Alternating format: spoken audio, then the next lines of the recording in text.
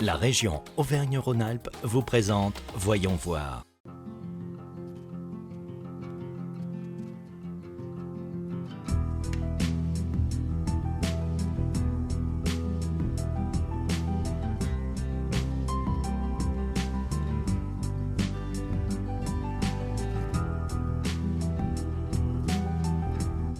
Bonjour et bienvenue dans ce nouveau numéro de Voyons voir.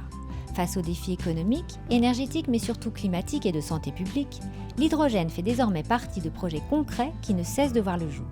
Avec sa facilité à être stocké, mais aussi à être produit localement, ce pourrait bien être l'énergie du XXIe siècle. La région Auvergne-Rhône-Alpes a décidé d'en faire une filière d'excellence en lançant le projet Zero Emission Valley. L'objectif est de démontrer que le développement économique n'est pas incompatible avec la préservation de l'environnement. Rencontre avec Thierry Ravel, initiateur du projet. Thierry, bonjour. Bonjour. Est-ce que vous pouvez du coup nous expliquer ce projet ? Ce projet Zero Emission Valley, il est né en 2017 lorsque deux industriels, Engie et Michelin, ont compris que seuls ils ne pourraient pas solutionner les enjeux de qualité de l'air et qu'il fallait s'associer entre eux, mais aussi avec une grande région comme la région Auvergne-Rhône-Alpes. Concrètement, comment ça s'est mis en place ce projet ? On a fait quelque chose d'assez original, c'est qu'on a créé une société commerciale publique-privée avec le conseil régional, avec des industriels, Engie, Michelin, mais aussi avec des banques un peu pionnières qui ont osé prendre des risques, la Banque des Territoires et le Crédit Agricole. Et ensemble, on a réussi à casser le cycle infernal de la poule et de l'œuf. Personne ne voulait construire de stations à hydrogène tant qu'il n'y avait pas de véhicules à hydrogène en circulation. Et personne n'achetait de véhicules à hydrogène parce qu'il n'y avait toujours pas de station-service. Donc il fallait faire les deux en même temps. Et donc actuellement, elles sont toutes construites, ces stations ? J'aimerais, mais non, elles ne sont pas toutes construites. Il y en a une qui est déjà construite et je vous propose de la découvrir, elle est à Chambéry. Eh bien très bien, partons pour Chambéry.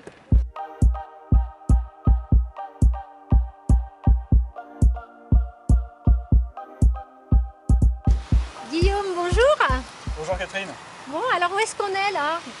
Donc on est sur la première station du projet Zero Emission Valley, station hydrogène fabriquée par l'entreprise Attaway, sur la zone utilisateur sur laquelle on recharge les véhicules. D'accord. Et je vais vous emmener dans la zone technique dans laquelle on produit le carburant qui est l'hydrogène. D'accord, comme ça on va essayer de tout comprendre. Voilà. Et bien on y va.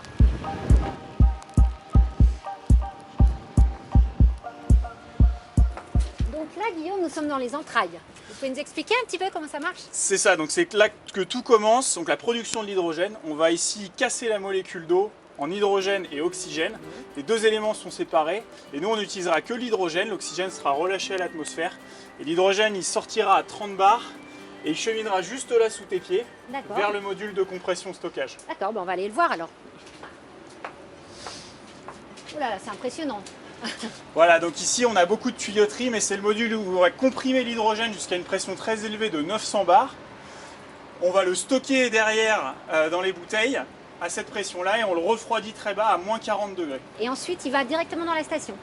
Ensuite, il reste stocké là, il attend qu'un véhicule se présente en fait. Et là, au moment où l'utilisateur va demander un plein, l'hydrogène va être déstocké d'ici pour aller dans le véhicule. Et donc on peut aller voir comment on fait le plein d'une voiture ? Bien sûr, ouais, on y va.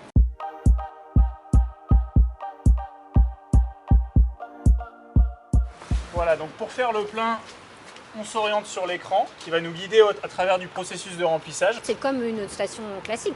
C'est le même principe. Donc je m'enregistre et puis derrière, donc la station me demande de connecter mon flexible. Pour le branchement de mon flexible, j'ai le choix entre deux pressions de remplissage, 350 bars et 700 bars. 700 bars pour une autonomie maximale de mon véhicule. Voilà, donc j'enlève le capuchon. Ouais, c'est vraiment très simple d'utilisation en fait. Voilà. On entend parler beaucoup de la pression. Est-ce qu'il y a un danger ?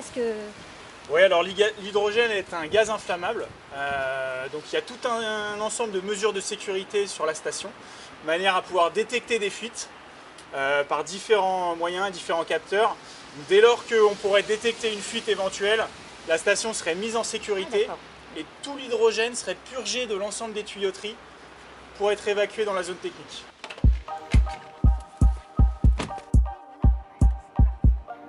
Bon bah c'est parti pour 700 km. Voilà. Bon, tu vas pas me faire le coup de la panne, hein ? Le réseau est très peu développé, on en est vraiment au début. D'ici la fin de l'année, il y aura encore quelques stations d'installer et dans les années à venir, ce sera plusieurs dizaines de stations qui sont visées à être installées. Mais il n'y a pas qu'en Savoie que l'on cherche à améliorer la mobilité verte. Direction l'Isère pour découvrir le dispositif de covoiturage Illikov. Entre 6h45 et 9h15, à Lançon-Vercors, c'est le grand bal des adeptes du covoiturage Illikov. Lancée en 2017, la pratique est devenue une habitude pour les habitants du plateau qui descendent sur Grenoble.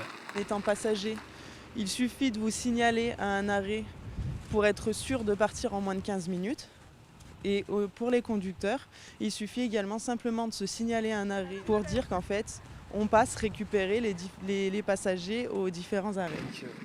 Ce service, qui existe aussi dans la vallée du Grésivaudan, dans la Bièvre et entre Annecy et Genève, a déjà séduit plus de 300 utilisateurs sur la plateforme.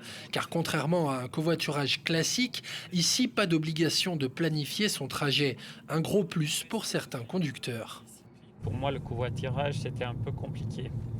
Mais la simplicité et la souplesse du système a fait que j'ai pu faire le choix de l'utiliser. Jusqu'à présent, un SMS était suffisant pour se donner rendez-vous. Afin de donner des informations en temps réel à ses usagers, la start-up a lancé une application. Ça facilite l'utilisation du service, ça rend cela plus fluide et ça permet d'être plus flexible. La flexibilité qui est de mèche avec la fluidité. Objectif, moins de bouchons dans le Vercors ? Alors l'objectif vraiment c'est de désengorger en fait cet axe entre Lançon-Vercors et Cessin-le-Prisme. On souhaite en fait que les travailleurs et les personnes qui font des trajets domicile-travail puissent partager leur trajet. Si l'intérêt peut être financier grâce au partage des coûts, à savoir que les conducteurs sont rémunérés 1 € par usager pris et que pour les utilisateurs le prix est libre, l'avantage principal reste l'impact sur l'environnement et la fluidité du trafic.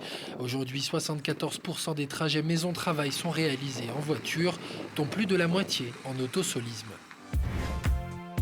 Retour en Savoie à Technolac, un site dédié à l'innovation. Il fait partie de la zone test pour les modes doux de déplacement et particulièrement l'utilisation de vélos à hydrogène. Explication tout de suite avec Lionel Rosser. Lionel Rosser, bonjour.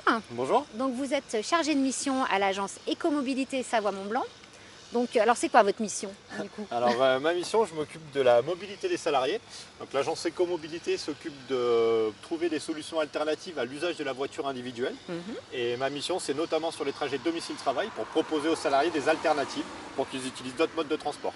D'accord, donc il y a des modes de transport, genre le covoiturage, il y a beaucoup de choses. Exactement, donc ce qu'on appelle les modes doux, le vélo, la marche à pied, le vélo assistance électrique, qui aujourd'hui nous offre un bel outil, surtout sur nos territoires avec beaucoup de pentes, mais aussi le transport en commun, le covoiturage, le télétravail aussi, qui est un trajet qu'on ne fait pas, mais qui permet aussi d'économiser des trajets. Et après, tous des nouveaux projets ou des nouveaux outils, et notamment les vélos hydrogènes, qui sont voilà, donc un bel exemple d'une expérimentation nouvelle. On allait en venir au vélo hydrogène. Donc, alors, c'est quoi ce projet de vélo hydrogène? Alors, le principe, c'est d'abord le déploiement de la filière hydrogène.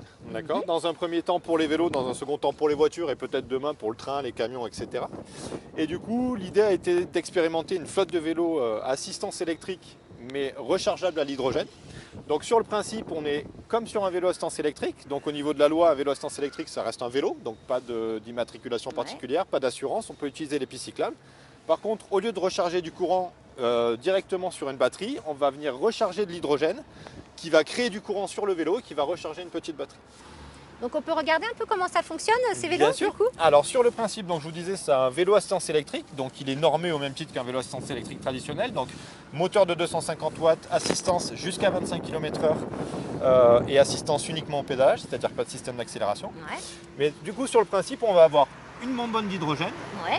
une pile à combustible qui va transformer l'hydrogène en courant, qui va venir recharger la petite batterie, qui va alimenter le moteur électrique. D'accord. Donc le principe reste le même qu'un vélo assistance électrique avec le moteur et la batterie. Seulement une fois de plus, au lieu de venir recharger la batterie et de mettre 4 à 6 heures pour recharger la batterie, on va recharger le réservoir d'hydrogène qui lui va se faire entre 1 minute et 1 minute 30 pour recharger, pour avoir l'équivalent de l'autonomie d'une grosse batterie de lithium. Et donc on recharge dans ces stations. Voilà, alors il faut recharger sur les stations, ça fait partie aussi de de l'expérimentation. On a 2 stations, une ici à Savoie Technolac et une dans le centre-ville de Chambéry. Et les utilisateurs du coup peuvent venir se recharger via un code d'accès, recharger leur vélo. Temps de charge une fois de plus, 1 minute, Ouais. pour une autonomie qui va varier entre 60, 80 et 100 km en fonction du parcours, en fonction du dénivelé, en fonction de la personne qui fait du vélo. Et donc là, vous êtes sur une zone test, Exactement. d'accord? Et donc, vous avez déjà des retours? Oui, comment ça- alors nous, l'agence Écomobilité, en fait, on pilote l'action pour faire le retour technique au niveau des partenaires, au niveau de l'ADEME et au niveau de CGLE qui pilotent l'expérimentation. Donc on a 15 partenaires qui ont des vélos, donc certains ont des vélos attitrés à des personnes, donc ça nous permet d'avoir des retours sur des utilisateurs longue durée. On a certains utilisateurs qui ont fait plus de 2000 km avec ces vélos depuis le début de l'expérimentation il y a 2 ans. Et après on propose aussi des locations courte durée pour des nouveaux utilisateurs qui voudraient juste expérimenter une journée ou 2 le vélo hydrogène, et là on leur demande aussi un retour d'expérience pour avoir leur retour sur l'utilisation du vélo. Donc, moi, ce que je vous propose, c'est qu'on les essaye du coup. Eh ben allons-y, Hein ils sont faits pour. Bon. Hop. Allez.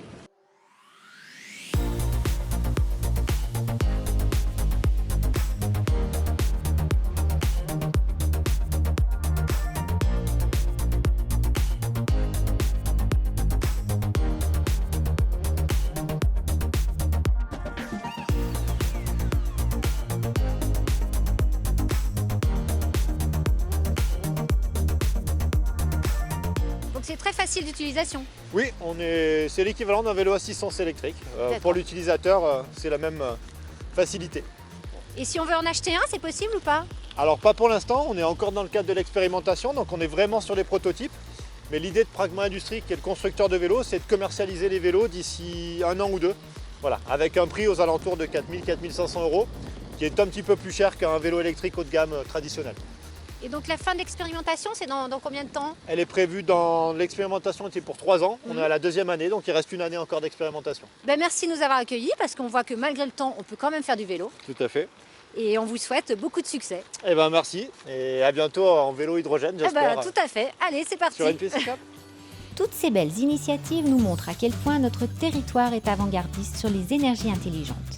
Cette clairvoyance permet de viser des objectifs ambitieux, aussi bien économiques par la création d'emplois autour de ces nouveaux carburants, qu'écologiques en réduisant les émissions atmosphériques. De nombreux autres projets hydrogènes sont également en cours, tels des bus, des bateaux ou encore des camions. Nous sommes donc bien en route pour développer la mobilité zéro déchet. La région Auvergne-Rhône-Alpes vous a présenté Voyons voir.